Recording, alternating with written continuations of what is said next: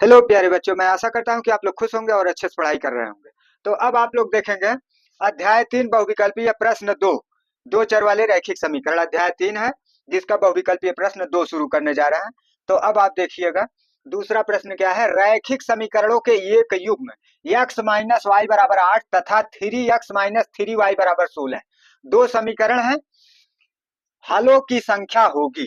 हलों की संख्या कौन सी होगी, इसको आपको ज्ञात करना है। तो देखिए पहले x के गुणांकों को लिखते हैं। तो यहाँ x का गुणांक कुछ नहीं है, तो इसका मतलब एक माना जाता है, क्योंकि एक का गुणन किसी भी संख्या में हो सकता है। तो इसका मतलब यहाँ एक और यहाँ x का गुणांक 3।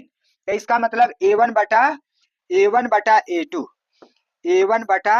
a टू बराबर जो है 1/3, 1/3 हो गया।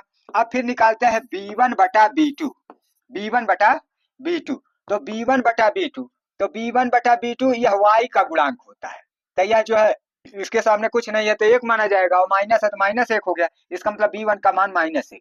अब जो है इधर y का गुणांक -3 है, तो b2 का मान जो है -3 हो गया। अब y वाला गुणांक जो है b1 बटे b टू का मान होता है। b1 यहाँ पर और b2 यहाँ का मान होता है y का। तो यह y के मान हो गए। अब ऊपर नीचे माइनस से भाग हो रहा है, इसलिए समान चिन्हों का जब भाग होता है तो कट जाता है, प्लस हो जाता है, इसलिए सब कट गया, प्लस हो गया। अब इसके बाद c1 बटा c टू निकालेंगे। c1 बटा c टू निकालेंगे, तो c1 बटा c टू इसका नियतांक होता है, संख्यात्मक मान जो अलग से है एक्स वाई के बाद रखा हुआ है। तो इसमें देखिए इसमें 8 है और यह जो है 16 है। तो इसका मतलब c1 8 है, c2 16 है। तो इसका मतलब 8/16 हो गया। अब इसको काट के छोटा कर देते हैं, 8 करने 8, 8 दूनी 16। इसका मतलब c1 बटा c टू का मान 1/2 हो गया। तो इस तरह से हम देखते हैं कि यह दोनों आपस में बराबर है।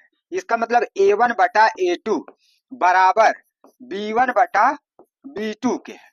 अच्छा, और फिर जो है c1 बटा c टू क्या है, यह 1/2 है, मतलब इन दोनों के बराबर नहीं है। तो यहाँ लिख देंगे बराबर नहीं है किसके, c1 बटा c टू के। तो अगर यह दोनों बराबर हैं और तीसरा बराबर नहीं है, तो इसका मतलब इसका लास्ट कंडीशन यहाँ पर लगता है, जिसको हम आपको दिखा देते हैं कि किस तरह से है। इसके बारे में आप देख लीजिए।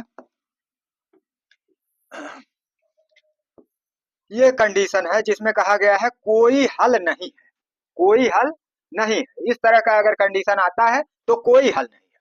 तो इसमें कोई नहीं मतलब कोई हल नहीं।